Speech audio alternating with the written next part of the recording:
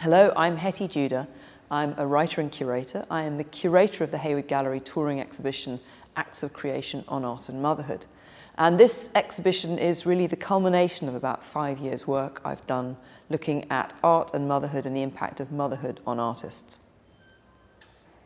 So I started to look particularly at motherhood because I'd been doing a lot of writing about gender balance and representation in the art world. And it occurred to me that one thing that nobody had really looked at properly was whether motherhood had a particular impact on artists' careers and their ability to flourish. And so I did a study in 2019-2020 that really asked about 50 mothers from all over the UK about their experiences. And one of the interesting things that really came back in that study was that people were being told from quite early on, from art school, that motherhood was not an appropriate subject for art, that nobody was interested in it, that it was this very niche subject, and that if they made art about the subject of motherhood, that nobody would ever want to show it, nobody would want to look at it, nobody would want to collect it. And it seemed to me a completely crazy idea, because motherhood is, of course, one of the big human experiences. I'm not saying it's for everyone, but it's a really kind of fundamental experience in life. And I wanted to create a show that really presented motherhood as an important subject, but that also celebrated the figure of the artist mother as part of that. Funnily enough, it did start life as a book proposal because I am a writer and I feel, very comfortable doing a lot of research, and it's an area where obviously we can hide ourselves away in libraries. It's quite a nice, comforting thing to do. So I initially did propose it as a book, and I really had trouble getting any publishers interested in it. Again, I was fed this idea that this was a very, very niche subject, that nobody was interested in motherhood. Nobody would be interested in looking at art about motherhood, nobody would be interested in reading it. And I was quite shocked because quite often these were publishers that I'd worked with in the past and had long established relationships with. And I very much admired the work of Hayward Gallery Touring. It seemed to me they're often quite audacious with the subjects they select. And so I suggested the exhibition as, a proposal that Hayward Gallery Touring might do as a touring exhibition. And it took a while because this was all during the pandemic, but they were really positive in their response, and they fought really hard for the show. And it's quite interesting that as soon as they started to propose this exhibition to venues, there was a really strong positive response. And that clearly when you kind of move outside the more conservative cultural arenas, people really recognize that this is a really, really compelling subject. It's a subject of great interest to many people. So it was very important in putting the show together that it represented as broad a swathe as possible of experience, because there is no one experience of motherhood, there's no one maternal story. And indeed, one of the things that's been really interesting for me working on this exhibition has been to encounter experiences of motherhood that are very different from my own.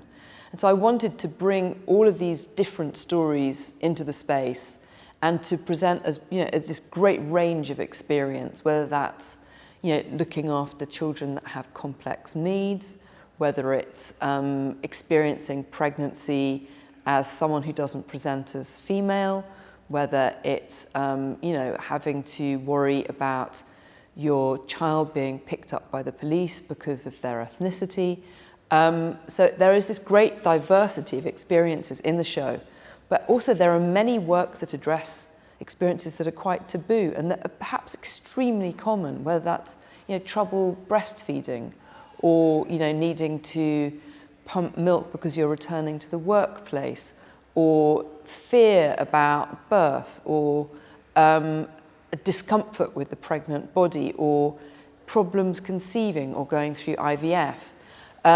So all of these diverse experiences have a place in the exhibition, and I think it's been very moving for people to see their personal experiences that they perhaps thought was very, very individual to them reflected in the artworks here. So there are 5 principal sections to the exhibition. It starts with a section called Creation, and I chose that name very deliberately because quite often pregnancy and childbirth are used as metaphors when we're talking about artworks. And so I really wanted to propose pregnancy, birth, nursing of a child as this creative act. So we have creation as the opening section, which really covers conception, pregnancy, birth, nursing. We then move through into a section called maintenance. And again, this for me was a very, very important thing to include in the show, which is to honour the fact that motherhood isn't just about pregnancy and birth, that it's an ongoing activity that basically lasts for the rest of your life.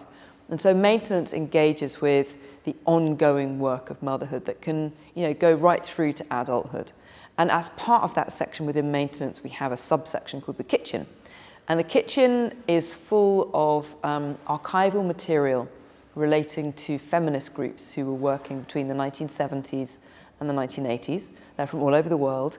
And between them, they really propose the kitchen table as a site of creativity, but also political activism. So that is an invitation to sit down at the kitchen table and to take in some of the work that these groups have been involved in. We then move into a section called loss, which looks at loss in the broadest possible sense. So we have the loss of a child. We have the loss of a child that was very much wanted but that never happened. We also look at adoption, at the experience of sterilisation, but also at the loss of reproductive rights. So we have some works in there from artists who've been involved in campaigning for women's reproductive rights at various different parts of the world. And then the exhibition culminates in the temple, which is a room that is dedicated to self-portraits by artists in which they show themselves in relation to motherhood. So the book, Acts of Creation on Art and Motherhood, covers some of the same territory as the exhibition, but it is a deeper and broader look. So it's essentially an art history of motherhood. It's looking at the impact of imagery of the Madonna and child, for example, and the way that's had a really lasting impact on the way that we portray motherhood nowadays, even today, in fact. But it also looks at mythic mothers from other traditions and different ways that we might think about the mother figure using mythic tradition. And also the way that art has played a role in cementing stereotypes around motherhood. So that might be, cementing the idea of the maternal instinct and the fact that mothers are always meant to be nurturing and self-sacrificing. So it really traces all these strands across time and geography and then brings it into, for example, the work of artists who were part of the consciousness-raising groups in the 1970s and looks at how feminist artists started to respond to some of those stereotypes.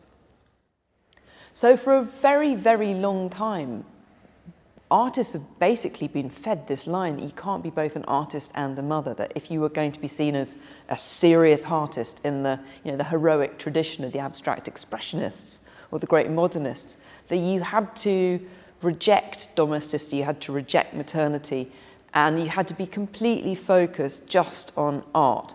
And this was an idea that really has endured right through to the present day. So certainly many artists of my generation made an active choice not to become parents because they felt that they would not be taken seriously if they were both mothers and artists.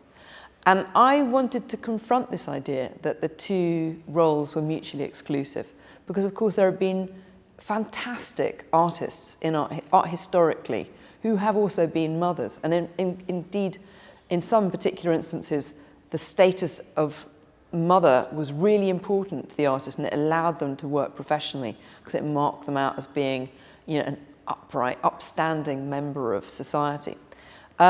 So really central to the exhibition is a room called the Temple that I'm sitting in now, which is a counter image to this idea of the kind of lone, unmarried, unparenting artist as genius. So it's a room full of self-portraits by artists in which they identify themselves either as a mother or in relation to motherhood. So it might be motherhood that was very much wanted but which didn't happen. And it presents this idea that you can be both. You can be both an artist and a mother. And I'm very much hoping that this is uplifting and heartening and encouraging for people that are perhaps struggling to reconcile these two aspects of their lives.